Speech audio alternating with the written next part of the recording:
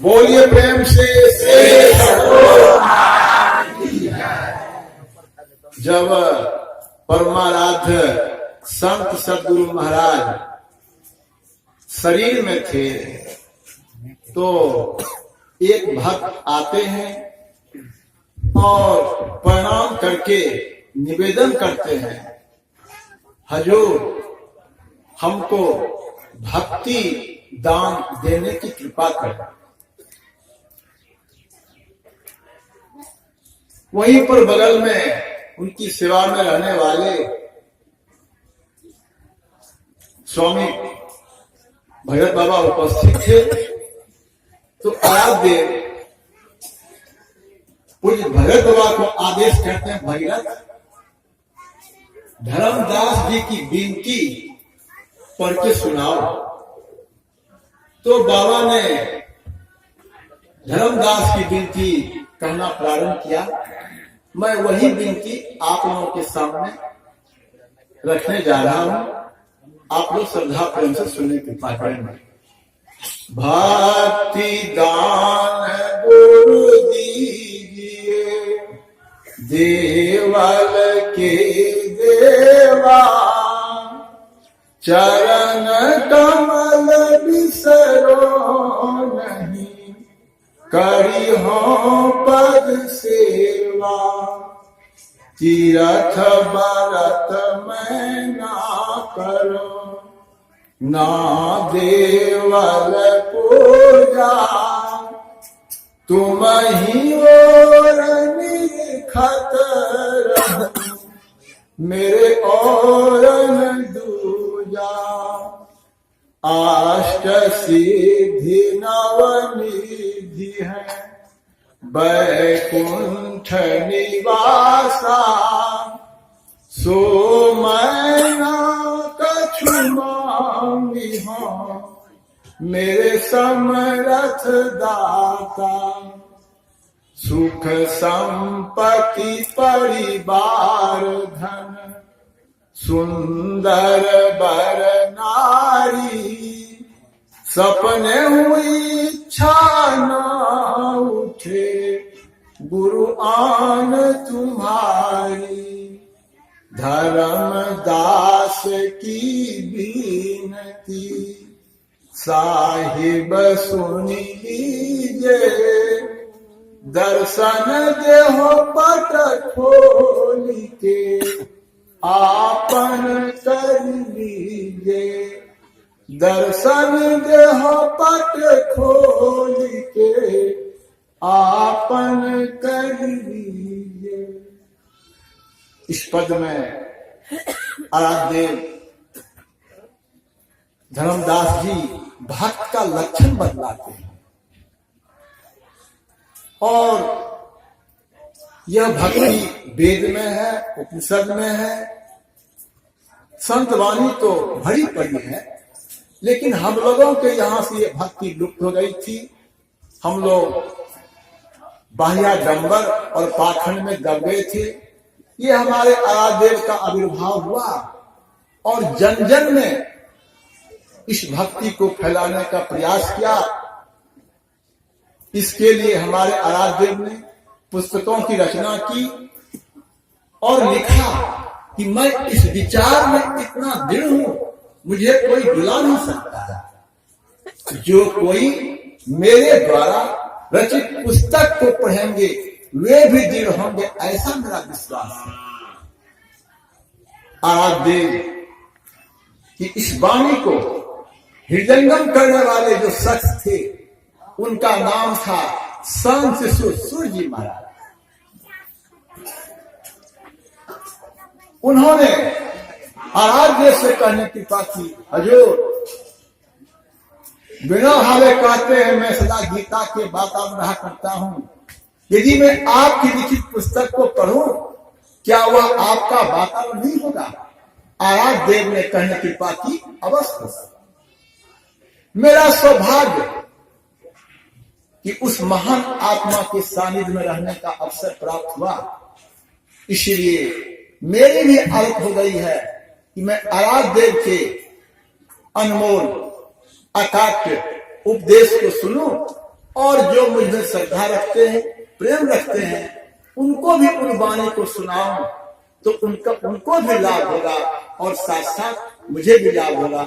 इसी आशा और विश्वास से आप लोगों के सामने आराध्य का एक उपदेश रखने जा रहा हूँ। आप लोग श्रद्धा प्रेम से सुनेंगे, समझेंगे और उस पर आप चलने का थोड़ा भी प्रयास करेंगे तो आप उस लाभ से लाभान्वित होंगे जिस लाभ से लाभान्वित कराने की चेष्टा हमारे आराध्य अपने जीवन काल में क्या करते थे। बोलिए प्रेम से श्री शांति संदेश अपनी 2013 ईस्वी का अंक। प्यारे लोगों, अभी श्री संसदी जी से आप लोगों ने गोस्वामी तुलसीदास जी महाराज की वाणी के आधार पर जो कुछ सुना, उनका थोड़ी सी बातों में खुलासा यह है कि गुरु और ईश्वर में प्रेम करो, गुरु की सेवा और ईश्वर का भजन करो, अहित वस्तुओं में आसक्त मत होवो, इंद्रियों को काबू में करने का यत्न करो, अपना भला तब समझो जबकि भव सागर से पार होने का यत्न करो। यदि अपना भला नहीं कर सकते हो तो अपने को बहुत दुख में पाओगे। श्री सद्गुरु महाराज उद्धार अपना आप कर निज को गिरने दे कभी, न आप ही अपना शत्रु अपना आप ही है। पलटू सत्संग बीच में कर ले अपना काम, असली एकादशी व्रत करना है, मन को बस में करना। इस व्रत का फल यह होता है कि आवागमन से रहित हो जाए। ऐसा दान दो कि दान पाने वाले को कहीं दुख न रह जाए। सुदामा जी को भगवान श्री कृष्ण ने संग में ले जाने को कुछ भी नहीं दिया कि चोर डाकू लूट लेंगे, लेकिन ईश्वर की कृपा से सुदामा जी का घर द्वार सब बन गया। बाहर के धन में, विषय प्रसार की चीजों में भय लगा रहता है, इसलिए इन चीजों को पाकर कोई निर्भय नहीं होता। ज्ञान दान पाकर उसमें अपने को हमेशा याद रखे तो कहीं डर नहीं है। अपनी आत्मा के प्रत्यक्ष ज्ञान को असली ज्ञान कहते हैं। आत्मा से जो भिन्न ज्ञान है वह अज्ञान है।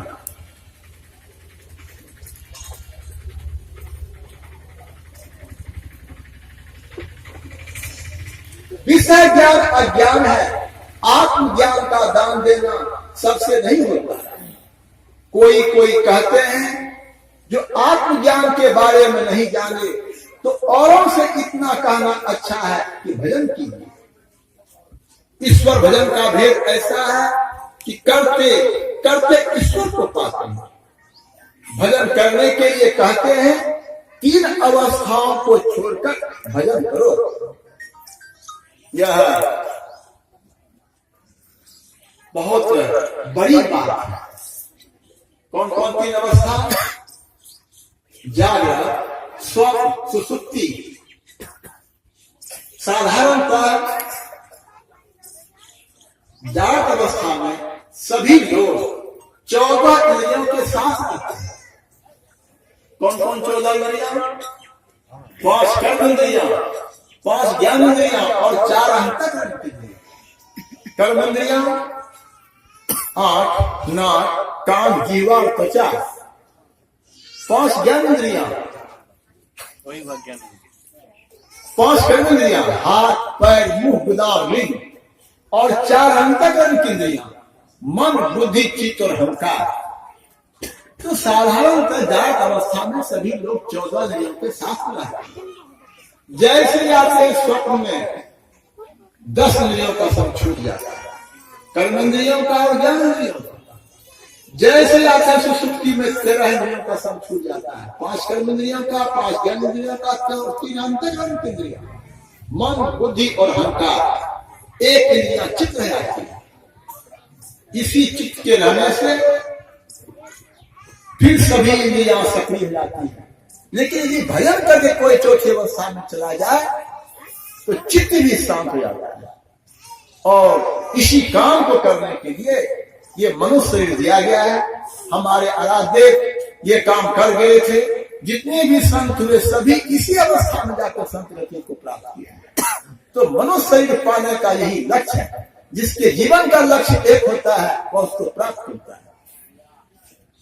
इसलिए आराध्य कहते हैं मनुष्य जीवन का परम लक्ष्य है मोक्ष को प्राप्त करना। जो इस लक्ष्य को बना लेगा संसार की सारी सुख सुविधा उसके पीछे चलती है। किस प्रकार? जिस प्रकार सूर्योदय होने से कोई पूरब की ओर चलता है तो छाया उसके साथ रहती है। जो ईश्वर को पाने की चेष्टा करता है उस पथ पर चलता है। संसार किसी वस्तु पर कभी नहीं होती। इसलिए हमारा आराध्य लिखते हैं अद्भुत अंतर की डगरिया जा पर चलकर प्रभु मिलते। दाता सतगुरु धन धन जो राह रखा देते चलत पंथ सुख बहुत महान।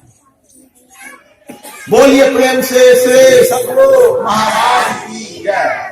भजन करने के लिए कहते हैं तीन अवस्थाओं को भजन करो। अभी जगे हो, फिर सोते हो, गहरी नींद में जाते हो। इन तीनों अवस्थाओं को छोड़कर भजन करो। यह गंभीर ज्ञान है। जो अपने को जागृत में स्थिर कर समेट सकता है वह ऊपर उठेगा। जागने के स्थान से ऊपर उठेगा वह चौथी अवस्था होगी, तुरीय अवस्था होगी। कोई कहे कि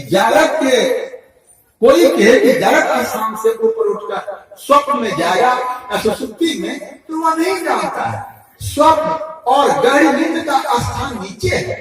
चौथी अवस्था में वह जाता है जो कोई आग के स्थान से ऊपर जाता है। मस्तक के अंदर जो तल है उसको वह प्राप्त करता है। मन के चिंताओं से यह होगा। इसीलिए ध्यान है। ध्यान के पहले जप करो। ध्यान भी दो तरह के हैं। एक मोटा ध्यान है जिसको मानस ध्यान कहते हैं। इससे कोई चिंता नहीं होगा, लेकिन इसको किए बिना भी नहीं बनता। मानस जप, मानस ध्यान करो और दृष्टि योग करो। दृष्टि योग में एक विविधता होती है। मन में कुछ बनाने की जरूरत नहीं। गुरु संकेत के अनुसार ध्यान करो। स्थूलता से सूक्ष्मता में प्रवेश करोगे। सूक्ष्मता में प्रवेश करने वाला मस्तक में रहता है, विविध दृश्यों को देखता है। वहां का भजन बाहर के दृश्यों से बचा हुआ होता है। बिना दृष्टि योग के यह भजन नहीं होगा। दृष्टि योग में केवल देखा ही नहीं जाता, सुना भी जाता है। अंतर्नाद सुनाई पड़ता है। यह बहुत ऊंची बात है। गोस्वामी तुलसीदास जी इस बात को जानते थे।